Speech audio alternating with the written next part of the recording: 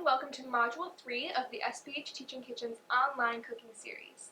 Module 3 is all about lunch, so in today's lesson I'm going to show you how to make a tuna salad sandwich. First, we're going to start with our tuna salad.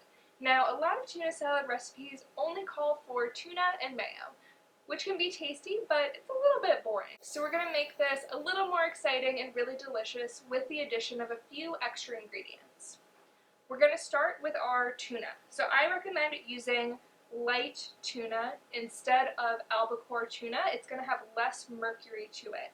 And for this recipe, we are going to use 2 cans. I've already drained it, so you can just go ahead, add your tuna to a bowl. Once you've added your tuna to the bowl, we can go ahead and add the rest of our ingredients. So I'm going to add 1 stalk of celery that I diced really, really small. That celery is not only going to bulk up our tuna salad and make it so we have more servings in the end, but it also adds a nice crunch to that tuna salad, so it's not all just one texture. We're also going to add about 2 tablespoons of really finely diced red onion. It adds a nice color, some crunch, and some different flavors in there. If the red onion flavor is too strong for you, you can go ahead and use 2 green onions instead. Next, we're going to add a tablespoon of either pickle relish or finely diced pickles. You could use either a sweet relish or a dill pickle relish. It's really up to what you like. I don't often have pickle relish at home, but I do have pickles. So you can definitely take just a couple pickles and chop them up really small. That way you don't have to buy extra ingredients just for one recipe. And then instead of mayo, we're going to use a 1/4 cup of yogurt. Yogurt does the same thing in our tuna salad as mayo would. It's going to make it nice and creamy. It's going to add a little tang to our salad as well. But we're also going to get some healthy fats and some protein from that as well. Mayo can be really, really high in calories because it is essentially pure oil. So by using the yogurt, we can lessen the amount of overall calories in our dish. And also make sure that we're getting good healthy fats in there. When you're using yogurt in something like this, make sure you use plain yogurt. You don't want to use anything that's been sweetened here because that might add a weird flavor to your tuna salad. Next, we're going to add juice from half a lemon. This is just going to add a little bit of tang. That acidity helps to make it so we don't have to add as much salt to our dish, and really just helps to round out the overall flavors of our tuna salad. If you don't have a lemon on hand, you could always use something like vinegar. You could use an apple cider vinegar or a white wine vinegar in here instead, and it's going to do the same thing for our salad, and it's still going to be really tasty. And then finally, we're going to add our salt. So we're just going to add a 1/4 teaspoon of salt here. If you can find low sodium tuna, I recommend going for that. But low sodium tuna can be kind of hard to find, so we want to make sure we're not adding too much extra salt to this dish. Now all we have to do is give this a stir. Once we're done mixing our tuna salad, make sure you taste it. You can adjust any seasonings as you would like. You can always add more veggies to it if you want a little more crunch in there.